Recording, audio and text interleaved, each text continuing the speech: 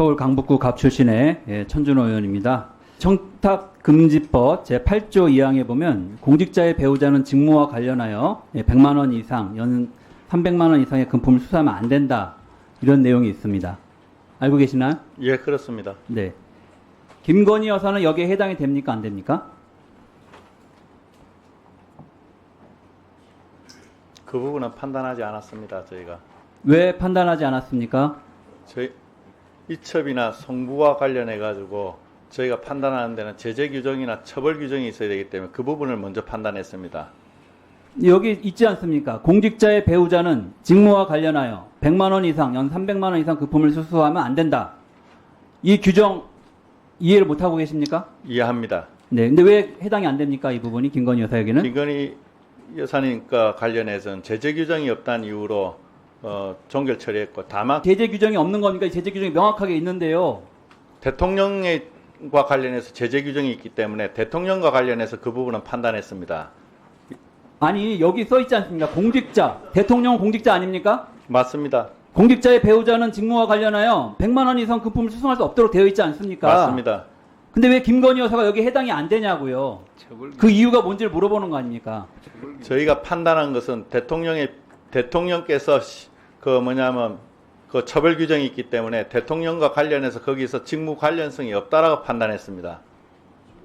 아니 직무 관련성이 없다는 판단을 하기 전에 이 조항이 김건희 여사에게 해당이 되냐 안 되냐를 물어보는 거 아닙니까? 해당이 안 된다고 이야기하시려면 직무 관련성이 없다라고 하는 것을 설명할 수 있어야 되는 거죠. 직무 관련성이 있는지 없는지 이 조항이 왜 김건희 여사에게 해당이 안 됩니까? 다시 물어보겠습니다. 그 조문 자체는 해당이 됩니다. 다만 네.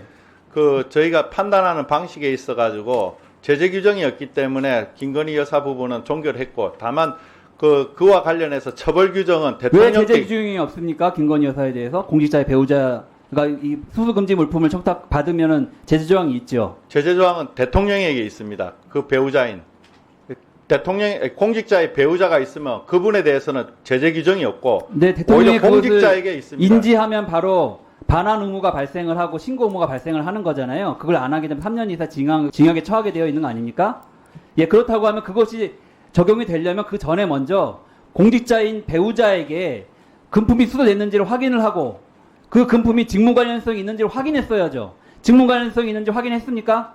그 부분에 대해서는 다수의 의원님들이 생각이 직무 관련성이 없다라고 판단하셨습니다. 어떤 근거로 직무 관련성이 없다고 판단했습니까? 그분들의 각자의 법률과 양심에 따라 판단한 부분이기 때문에 제가 어떤 말씀드린 사실을 보고 판단했습니까? 그는 본인들의 판단의 몫입니다. 제가 여기서 말씀드리긴 곤란합니다. 아니, 권익위에서 그와 관련해서 사전에 조사를 하고 자료를 제출을 했을 거 아닙니까? 회의 안건 자료를. 거기엔 뭐라고 기록되어 있습니까? 그 조사된 내용이라든지 이런 것은 알려드릴 수가 없습니다. 조사는 했습니까? 그러면 김건희 여사에 대해서 조사했습니까? 피신고자에 대해서는 조사 권한이 없습니다. 조사를 시도했습니까? 말씀드릴 수는 없습니다. 곤란합니다. 조사 시도했습니까? 안 했습니까? 조사와 관련된 내용 말씀드리기 곤란합니다. 아니, 이재명 대표의 헬기 이송 사건과 관련해서는 저희도 법 적용 대상이 아니지만 조사를 한 거 아닙니까? 저한테 자료를 보내라고 조사 요청을 했잖아요. 이런 조사 요청을 김건희 여사에게 했냐고요? 그 의원님 부분은 법령에 아니, 저에 대한 얘기를 하는 게 아니라 김건희 여사에게 그런 조사 요청을 했는지를 물어보는 겁니다. 저에게 했던 것처럼 똑같이 조사 권한이 없지만 조사 요청을 했잖아요. 김건희 여사한테 왜 안 했습니까? 왜 안 했습니까? 대답해 보세요. 거기에는 불이익이 발생할 가능성이 없습니다. 무슨 말씀입니까, 그거는? 제재 규정이 없기 때문에 무슨 불이익을 참, 이렇게 국민 권익위가 엉터리입니다. 자, 그러면 대통령실에 그런 청탁 금지 업무를 담당하는 공무원이 있습니까? 있는 것으로 알고 있습니다. 누굽니까?